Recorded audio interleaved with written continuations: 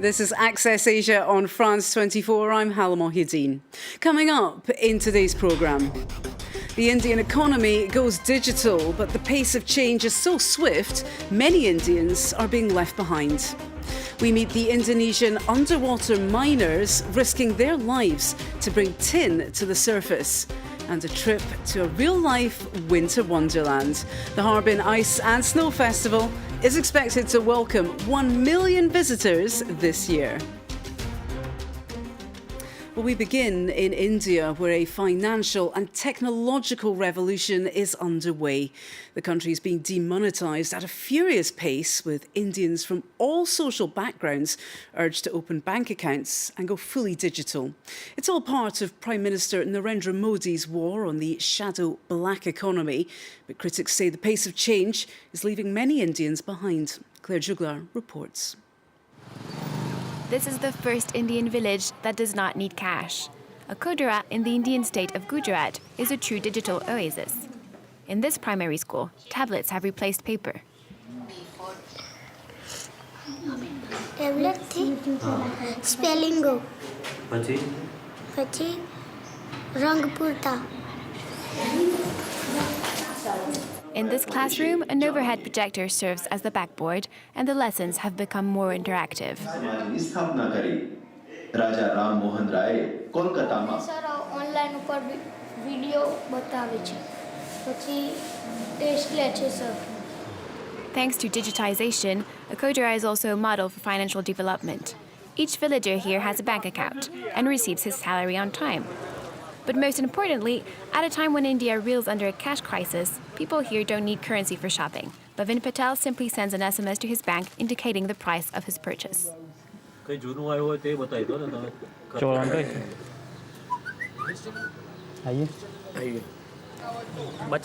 If I carry money in my pocket, I'm going to spend it, but if the money stays in the bank, then I only use what's necessary.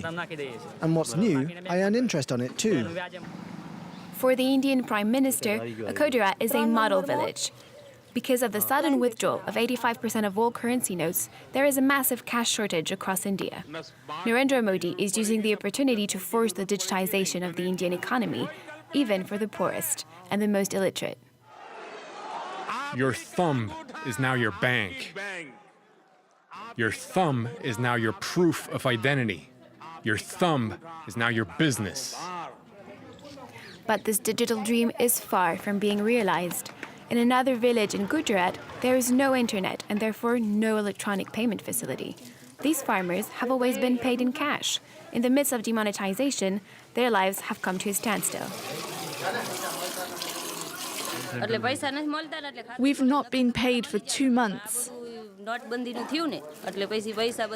So we were forced into opening a bank account 2 days ago. But there's still a lot of paperwork to do before we can get any money. In the cities, the digital economy is growing rapidly.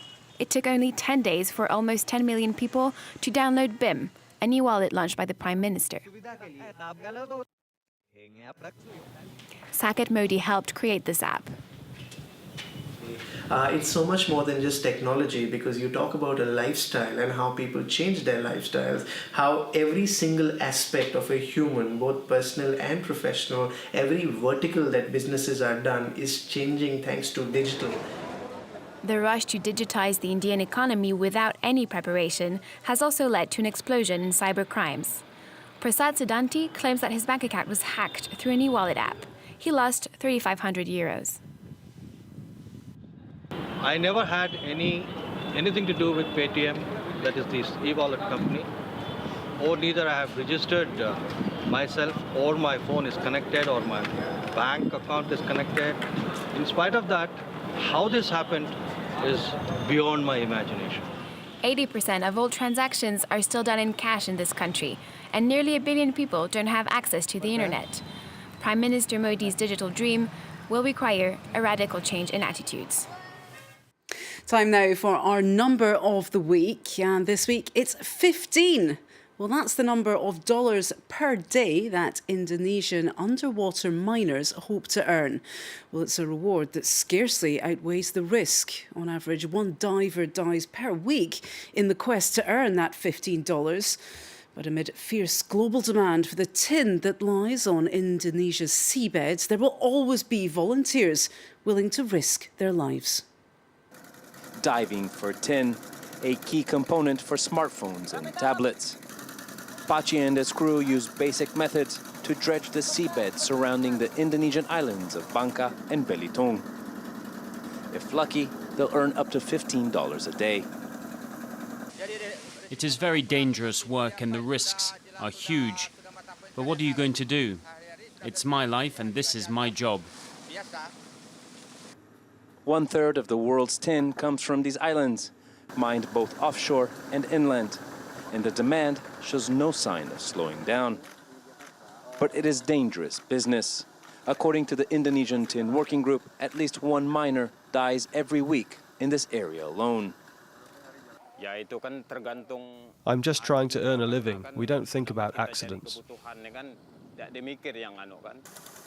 Consumers are increasingly aware of the negative impact of tin mining. Electronic firms use roughly 2 grams of tin inside every smartphone and have come under pressure to lessen their environmental footprint. Till this day, we haven't seen any impact, no concrete action. They promised responsibility to improve the environmental conditions in Bangka. But till this day, we haven't seen any of those plans implemented. Major tech companies, including Apple, Samsung, Microsoft, and Sony, have pledged to support less harmful mining practices. 2 pilot projects due to start later in 2017 are aiming to improve worker safety and rehabilitate degraded land. What's important now is doing that pilot so that to show that there's progress. It's not just all talk. Tin has been mined in this area for over 4 centuries, but the mineral wealth has brought both riches and ruin to these islands and their people. Pakistan is slowly emerging from a long-term power crisis. However, the after effects of this sustained blackout are still being felt in the textile sector. Once the engine of the Pakistani economy, the textile industry is struggling to get back on its feet, faced with high energy costs and a decade lost to competitors. Haximar's Belkin reports. Night has fallen in Faisalabad, but this part of town is a hive of activity. These looms run 24 hours a day. It's a welcome sight in this Pakistani manufacturing hub. Over the last decade, the country's been suffering from a severe energy crisis. Scheduled power cuts, lasting up to 16 hours a day, have taken their toll on the textile industry. More than 20% of the factories were closed, and all the factories who were working, they were not working on their full capacity. For example, if a factory is having 50 machines, 50 were not working. Only 35, 40 machines are working. 30% of Pakistan's workforce are employed by the industry, and textiles account for the majority of the country's exports. But this crisis has slashed production capacity by 1/3, forcing businesses to lay off workers and sell their factories, no longer able to compete with the likes of India and Bangladesh. Those who survived did so at a cost. This textile giant was forced to buy generators to ensure smooth production. But using diesel is expensive, meaning the company operates at a loss several months a year. We have no alternative because we can't close, because our buyers are very sensitive. If we don't supply in time, then we will go into loss and we will lose our buyer. An impossible compromise for smaller businesses reliant on the public electricity network. Aware of this, the government has made the industry's power supply a priority. It's vowed to end power cuts altogether by the end of 2018, with a string of new plants currently under construction. No mean feat in a country where last year exports fell to a 6-year low. Well, it's time now for our picture of the week. And do you have any idea what this is? Well, viewers in China should know this one. It's all part of the world-famous Harbin International Snow and Ice Festival. The annual Winter Wonderland rises from the ice of the Songhua River, attracting hundreds of thousands of visitors. Julia Seeger has more. A replica of Beijing's Temple of Heaven, skyscrapers and frozen slides. These are just some of the ice sculptures on display in Harbin, northern China. What began as a local ice lantern show in 1963 is now the biggest ice festival in the world. I jumped onto the slide. It was really fun, but it's very cold. This ice festival was part of the culture of Harbin. We come every year and we love it. This year, the show spreads across 750,000 square meters and features up to 180,000 cubic meters of ice. Ice sourced from Harbin's nearby Shongguai River. Every morning at dawn, these men have come to break blocks of ice from the river. The temperature outside can go as low as minus 30 degrees Celsius. Now, I'm not cold. When I'm working, I'm sometimes even too hot. Extracting this 1-ton block of ice from the river with their bare hands. Most of these men are farmers from the countryside. They work 12 hours a day and don't know how to swim. Here I can make 800 euros in only 20 days. That's more than a third of my annual salary. More than 10,000 employees, engineers, electricians and sculptors have worked relentlessly for days to create this winter wonderland. A sight that becomes a rainbow-colored dream at night. This year the show is set to attract more than 1 million visitors until the ice melts in late February. And finally, they've sent astronauts into outer space, built the highest bridges in the world, and rolled out one of the largest ever high-speed train networks.